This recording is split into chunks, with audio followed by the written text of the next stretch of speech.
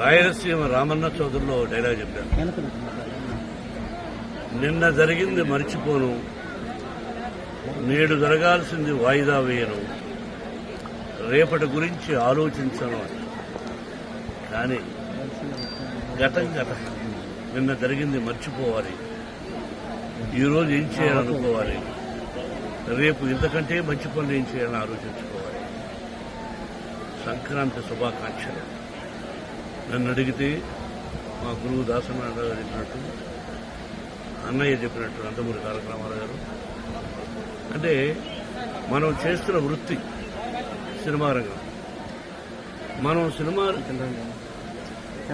Finish చేసి release చేస్తాం. మన సినిమా హిట్ అయితేనే మనకు నిజమైన పండుగ. ఎందుకంటే చేస్తున్న ప్రొఫెషన్. అలాగే ఇక్కడ సంక్రాంతి అంటే రైతు భారతదేశానికి వెన్నెముక.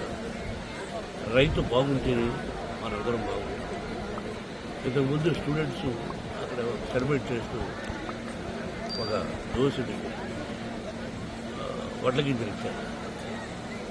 ఆ దోసుడు వడ్ల గింజలు దంచితే ఎంత బియ్యం అవుతుంది. అది దోసుడు ఒక పిడికడ అవుతుంది, అరపిడికడ అవుతుంది. అది ఒక మనిషిని బ్రతికిస్తుంది. దాని వెనకాల రైతు కష్టం ఒక్కసారి పేపర్ మీద వేసుకుంటే గంట చెప్పాలి. నిజమైన పంట బాగా జల్లు లేకుండా, సత్తు లేకుండా కట్టేస్తాము ఉంటుపడ్డాడు. కాబట్టి రైతు భారతదేశానికి వెన్నెముక. ఇది మనందరికీ పండుగ, సంక్రాంతి పండుగ. సంక్రాంతి లక్ష్మి అందరి ఇళ్లలోకి వచ్చి అందరూ సుఖ సంతోషాలతో సౌభాగ్యంగా 100 సంవత్సరాలు క్షేమంగా ఉండాలని, కరువు కాటకాలు రాకూడదని ఆ షిరిడి సాయినాథని ప్రకృతిని